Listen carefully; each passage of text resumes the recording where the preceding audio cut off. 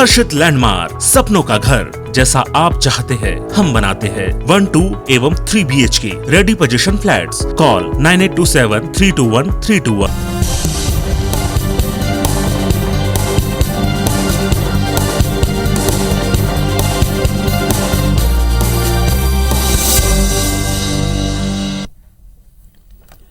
नमस्कार, स्वागत है आप सबका। आप देख रहे हैं मध्य प्रदेश की बात। मैं हूं पुनीत पाठक। 4 सीटों पर हो रहे उपचुनाव में प्रचार में बड़े बड़े दिग्गजों की दस्तक ही बता रही है कि दावों को सच कर देने के लिए दोनों दल एक भी मौका चूकना नहीं चाहते। इस मामले में भाजपा ने नए नए अभियानों के जरिए जनता के दरबार में अपनी सरकार के विकास कार्यों के दम पर इलाके में फिर विकास का दावा पेश किया है। तो कांग्रेस की तैयारी है कि वो अंतिम 3-4 दिनों में प्रचार में जमकर पसीना बहाएगी, क्योंकि वो मानती कि हर बार कांग्रेस तभी पिछड़ती है, वहीं चूक होती। वैसे अब एक्टिव प्रचार करने के लिहाज से देखें तो 4 से 5 दिन बचे हैं। जाहिर है इन छोटे चुनाव में बड़े दांव लगाने का सिलसिला आगे और बढ़ता दिखेगा। बाजी कौन मारेगा, बहस इस पर भी करेंगे। पहले एक रिपोर्ट देख लें।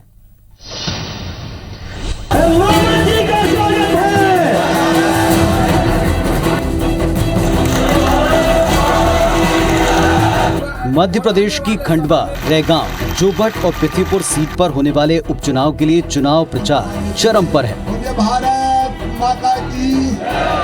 इन सीटों पर पार्टी प्रत्याशियों की पकड़ और मजबूत करने के लिए अब कांग्रेस और बीजेपी के रणनीतिकारों ने अपने अपने हैवीवेट नेताओं को मैदान में उतार दिया है। दोनों ही पार्टियों का प्रचार देखें तो बीजेपी थोड़ी बढ़त लेती नजर आ रही है। बीजेपी की तरफ से सीएम शिवराज और प्रदेश अध्यक्ष वीडी शर्मा ने पहले दिन से मोर्चा संभाला हुआ है। इसके अलावा केंद्रीय मंत्री नरेंद्र सिंह तोमर, ज्योतिरादित्य सिंधिया, प्रहलाद पटेल, पूर्व मुख्यमंत्री उमा भारती और राष्ट्रीय महामंत्री कैलाश विजयवर्गीय भी ताबड़तोड़ चुनावी सभाएं ले रहे हैं। जबकि पिछड़ा वर्ग के मतदाताओं को लुभाने के लिए पंकजा मुंडे भी मैदान में हैं। पार्टी ने इनके कार्यक्रम तय करते वक्त उनके प्रभाव वाले इलाकों का खास ध्यान रखा है। मसलन निमाड़ के तहत आने वाले खंडवा लोकसभा और जोबट विधानसभा सीट पर कैलाश विजयवर्गीय के अलावा ज्योतिरादित्य सिंधिया का दौरा तय किया है।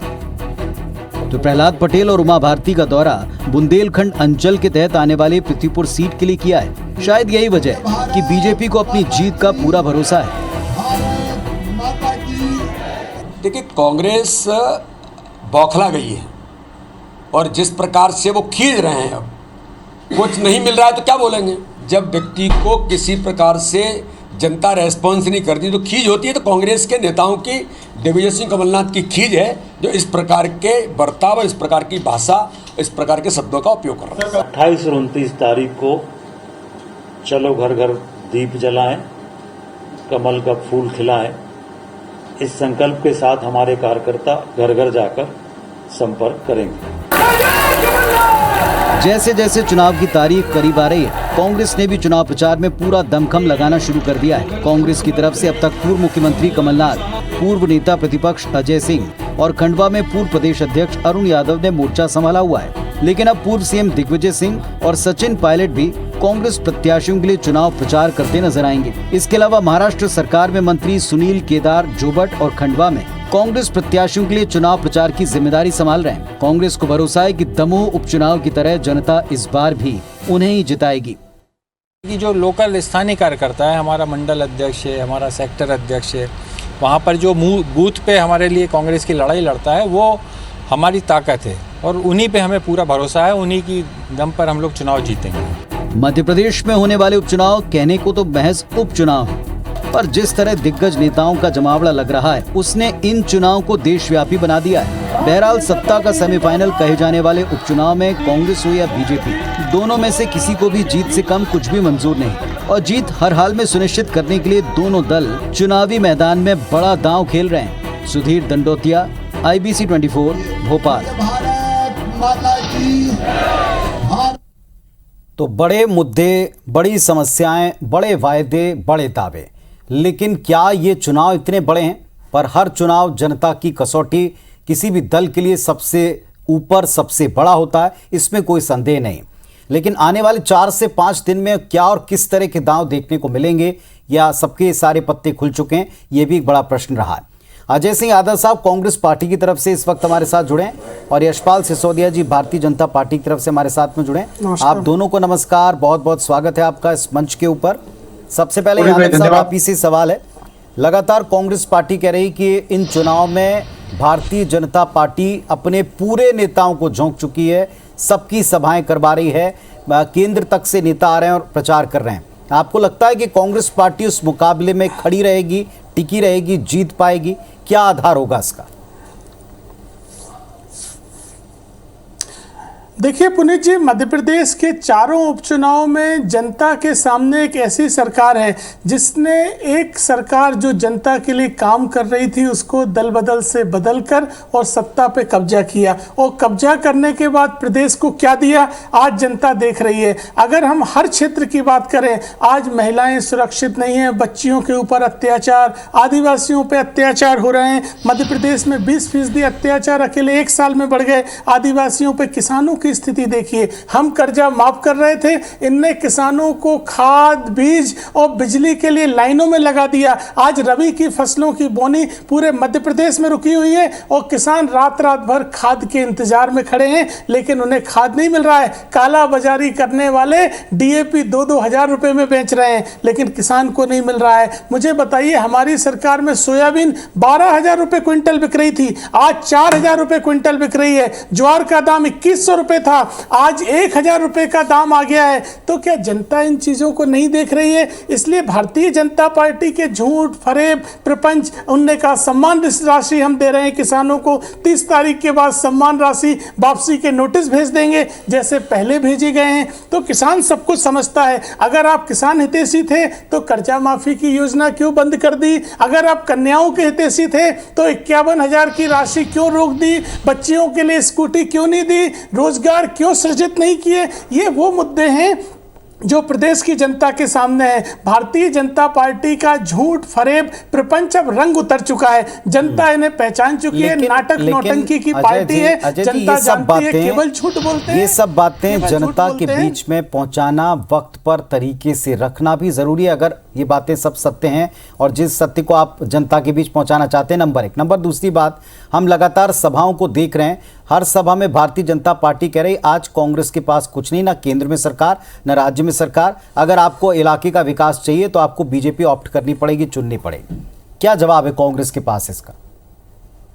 देखिए पुनीत जी, वही तो मेरा कहना है कि हमारी सरकार थी तो हमने 27 लाख किसानों के कर्जे माफ कर दिए। केंद्र और राज्य की दोनों सरकार मिलके कर्जा माफी क्यों रोक के बैठी है? आज किसानों को बीज क्यों नहीं मिल रहा है? खाद क्यों नहीं मिल रहा है? बिजली हमारी सरकार में 5,000 में 10 फास्ट पावर का टेम्परेरी कनेक्शन मिलता था, आज 18,000 रुपए क्यों ले रही है भारतीय जनता पार्टी की सरकार? जनता समझ गई है ये माफियाओं की सरकार है। केवल और केवल माफियाओं को संरक्षण दे रहे हैं और किसानों और आम जनता के ऊपर अत्याचार किए जा रहे हैं। 70 साल की हमारी सरकार को कोसते हैं। 65 रुपए पेट्रोल पहुंचा 70 साल में, और इनकी सरकार में 1 साल में दुगना हो गया। तो हर घर की रसोई बिगड़ गई। 1,000 रुपए की रसोई गैस, जिस तरह से सब्जी भाजी 20 रुपए की 100 रुपए हो गई। तो क्या ये मुद्दे जनता को समझ में नहीं आ रहे? इसलिए चलिए, पॉइंट ये कि जनता के मुद्दे गंभीर हैं, हमारे मुद्दे जनता के मुद्दे गंभीर हैं। लेकिन एक सवाल फिर भी छूट गया है कि क्या ये कहना कि विकास अगर आपको चाहिए तो उसके लिए सरकार में, सत्ता में होना जरूरी है, और अब चूंकि उपचुनाव है,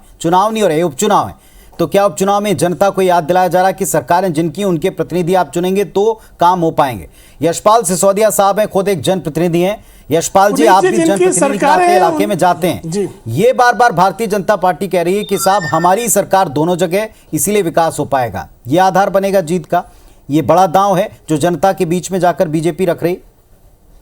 नहीं पुनीत जी, देखिए, जिसकी सरकार होती है और जिसकी सरकार का विधायक होता है उसके क्षेत्र में निश्चित और निश्चित से विकास इस बात को लेकर के होता है कि जो एक आवश्यकता जिस प्रकार से होती है और जो उम्मीद होती है, तो केंद्र में हमारी सरकार है, राज्य में हमारी सरकार है, स्वाभाविक है हमारा अपना विधायक उतने मुस्तैदी के साथ काम करेगा, करवाएगा। और देखिए, जहां तक अजय जी ने कहा है महिलाएं असुरक्षित है, किसके कारण से असुरक्षित?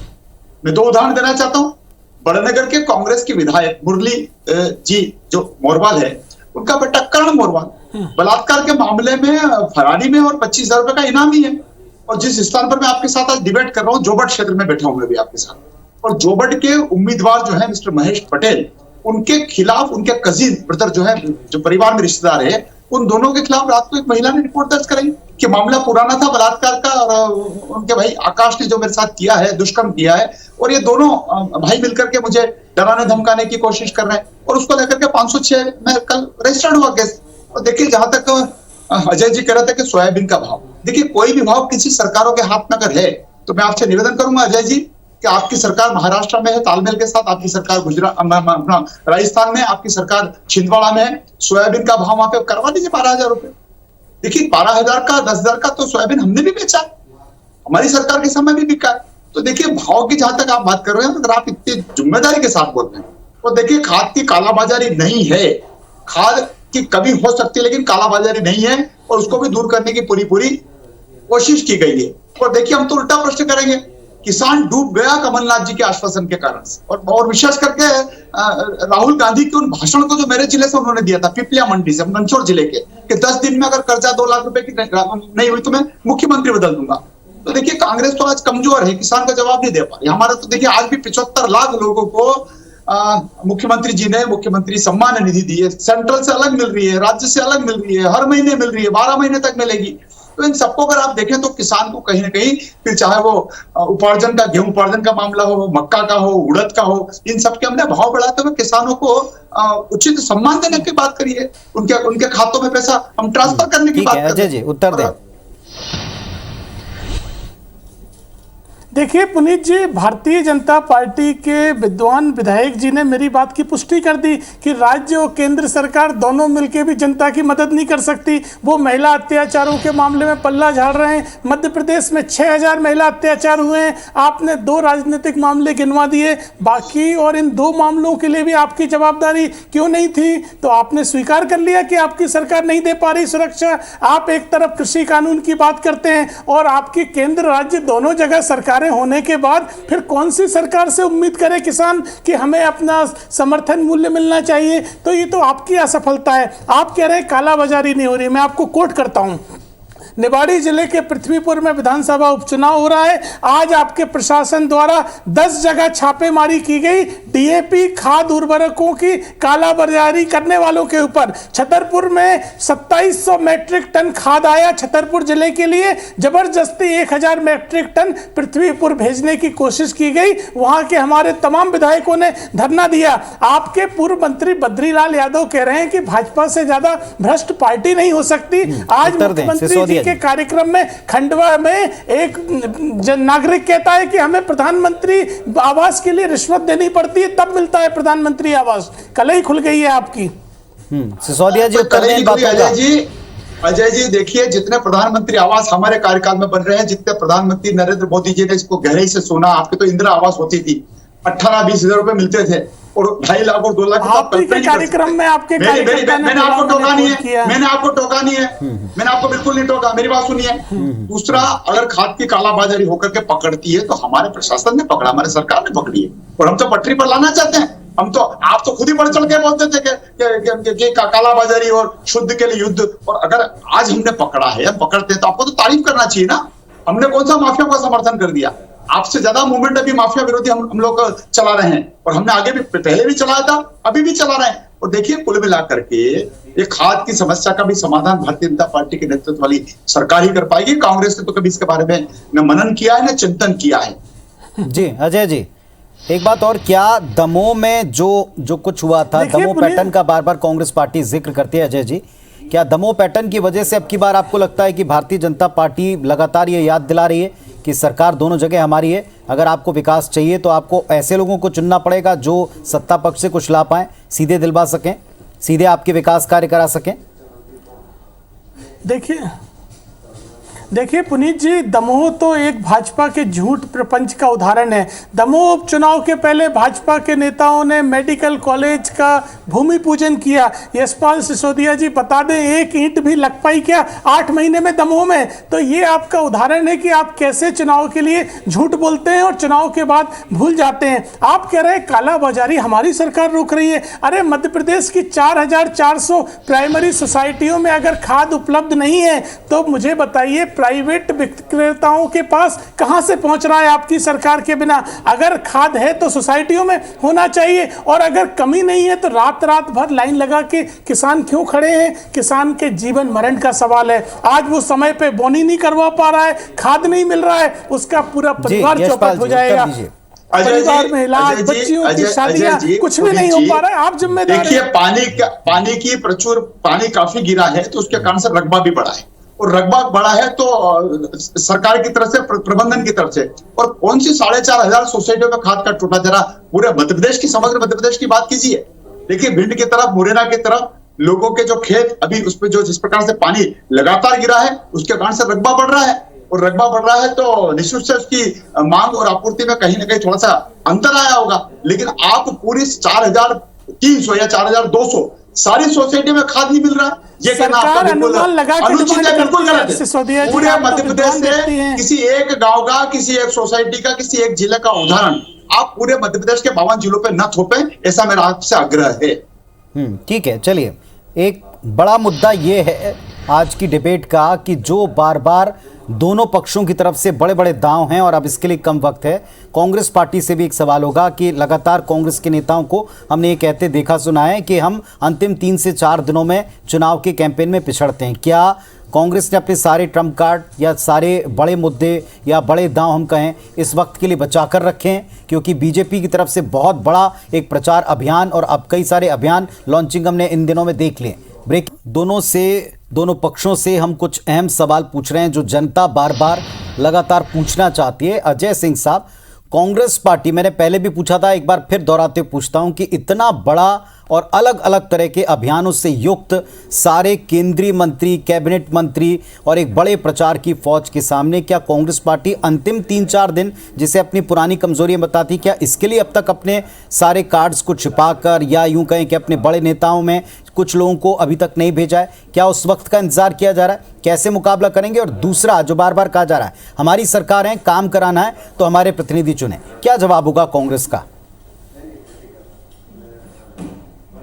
देखिए पुनीत जी, कांग्रेस पार्टी माइक्रो मैनेजमेंट के साथ कमलनाथ जी के नेतृत्व में चुनाव लड़ती है। आपने भाजपा के बड़े बड़े जुमले सुने होंगे, 2018 में कांग्रेस मैदान में नहीं है, सरकार हमारी बनी। दमोह में तो हमारी जीत का अंतर इतना होगा जितना कांग्रेस को वोट भी नहीं मिलेंगे। 20,000 वोटों से दमोह में भाजपा हारी। आखिरी चुनाव वही था। 15-15 मंत्री, करोड़ों रुपए, मंत्रियों की गाड़ियों में पैसे पकड़े गए, लेकिन कुछ भी काम नहीं आया। उसी तरह से ये चारों उपचुनाव हैं। कमलनाथ जी के नाम पर जनता को विश्वास है। जनता समझ गई है कि कमलनाथ जी ही वो नेता हैं जो इस प्रदेश की जनता के हित में सोचते हैं और काम करते हैं, और उनको धोखे से सत्ता से हटा के उनके द्वारा चालू की गई तमाम योजनाओं को बंद किया। ये उपचुनाव कांग्रेस नहीं लड़ रही है, प्रदेश की चारों क्षेत्रों की जनता लड़ रही है। आप और हम 2 तारीख को फिर बैठेंगे और भारतीय जनता पार्टी के नेताओं को जवाब देना मुश्किल होगा, क्योंकि भारतीय जनता पार्टी को जनता सबक सिखाना चाहती है।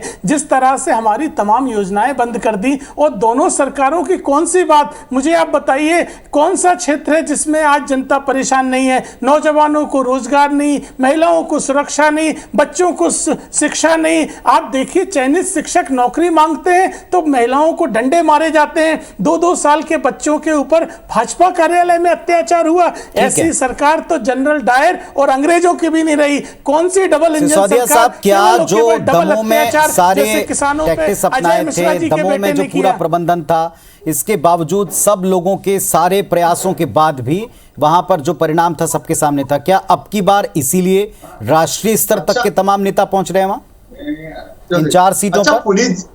पुनीत जी, मेरा कहना है कि कांग्रेस अगर गलतफहमी में रहे दमोह की, उनकी जीत को लेकर के और हमारी पराजय को लेकर, तो मैं समझता हूं गलतफहमी बनी रहना चाहिए। इसलिए कि दमोह का चुनाव एक जिस प्रकार से पैटर्न बता रहे हैं, मैं फिर बोलना चाहूंगा, अगर ये पैटर्न है तो इस पैटर्न को आप पेटेंट करा लीजिए और सीधा उत्तर प्रदेश में भी भेज दीजिए, और अन्य जगह जहां पर महाराष्ट्र में भी भेज दीजिए जहां आपकी सरकार नहीं है, और पूरे देश में, और सोनिया जी तक ये सारा मॉडल आप भिजवा दीजिए, और राहुल गांधी जी तक भी ये सारा मॉडल भिजवा दीजिए कि कमलनाथ जी के कारण से हम दमोह जीत गए थे, और ये ऐसा पैटर्न था जिसको आप पेटेंट कर दीजिए। देखिए, बिल्ली के भाग का छीका बार बार नहीं टूटता है। और मैं फिर कहना चाहता हूं कि भारतीय जनता पार्टी ने दमोह के चुनाव में जो भी हमारी कमियां खामियां रही होगी, अगर दमोह को ही मान करके इतनी प्रफुल्लित हो रही है कांग्रेस, तो मैं पूछना चाहूंगा कि प्रभुराम जी चौधरी भारतीय जनता पार्टी में, प्रभुराम जी आए हमारे पार्टी में, तो वो कितने मतों के अंतर से हमारे साथ आकर के जीते। हमारी मंदसौर जिले की जो हरदीप जी डंग की जो सीट थी वो 350 वोट से कांग्रेस में से तब जीते थे, हमारे साथ आ गए तो 35,000 वोटों से जीत गए।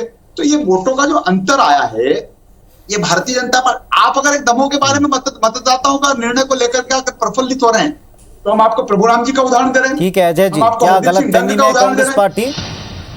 निश्चित रूप से फहमी में गलतफहमी में देखिए पुनीत जी, भाजपा के नेता कहते हैं, कैसे लड़ रही है पुनीत जी, देखिए फसल बोता कौन है, भाजपा के नेता कहते हैं अभी कि तो दमोह के चुनाव से उन्होंने सुधार किया, मेरी बात लेकिन सुनिए अजय भाजपा जी, बताएगी कि दमोह में जिस तरह से दल बदलूओं को मौका दिया और उनके नेता संतुष्ट हो गए। मेरी बात पूरी होने दीजिए पुनीत जी, और आज फिर आपने दल बदलुओं को टिकट दे दिया, तो आपने क्या सीखा? दल में भरोसा ही नहीं, आप बताइए, आपने आज फिर दल बदलुओं को चुनाव में मौका दिया, आपके दल पर विश्वास नहीं भाजपा के अंदर कोई रीति नहीं बची है। आपके दल पर भरोसा नहीं है, समझना पड़ेगा इस बात को कि आप जैसे वरिष्ठ नेता जिनने भाजपा को खड़ा किया, आज भाजपा में उनकी आवश्यकता नहीं है। हम स्वीकार करते हैं आप जैसे नेताओं का योगदान है, लेकिन भाजपा में आज दल बदलू, मौका परस्ती को प्राथमिकता मिल रही है, ये चीजें आपको स्वीकार करना पड़ेगा। और जनता समझ चुकी है, इसलिए मौका परस्ती अब नहीं चलने वाली है, मौका परस्ती अब नहीं चलने वाली है। जनता दमोह मॉडल से भी बढ़कर जवाब देगी आपको। आप चारों क्षेत्रों में दमोह से भी ज्यादा अंतर से हारेंगे। न नेतृत्व है, अरुण यादव जी का दर्द झलक गया है। कमलनाथ जी जैसे नेता है हमारे, और आपके प्रदेश अध्यक्ष का राजनीतिक अनुभव कमलनाथ जी ने खंडवा में बताया था उनके सामने। प्रदेश की जनता जानती है कमलनाथ जी के नेतृत्व में जनता का विश्वास है, और यही भारतीय जनता एक दूसरे की पार्टियों की जो चिंता है अजय सिंह जी और यशपाल जी, जो एक दूसरे की पार्टियों की चिंता है कि किस दल का क्या होगा, इससे कहीं बड़ी बात यह कि जिन मुद्दों को लेकर या जिन बातों को लेकर जनता अक्सर दलों की तरफ देखती है, सरकार या विपक्ष की तरफ देखती है, उन मुद्दों के ऊपर क्या अप्रोच इन दोनों दलों की है। लेकिन एक बात तय है कि ये जो 4 से 5 दिन अगले हैं, आपको इस तरह के बड़े बड़े दांव, बड़े शब्द, बड़े नेता, बड़े प्रचार, बड़े स्टार प्रचारक, ये सब कुछ दिखेंगे। तय आप सबको करना है इन 4 सीटों पर कि आप किन के वायदों पर यकीन करें, लेकिन ध्यान से दोनों पक्षों को सुने, सोच समझकर जरूर अपना मत, अपना उत्तर दर्ज करें। बहुत बहुत शुक्रिया आप दोनों के अपने पक्ष रखने के लिए। नमस्कार।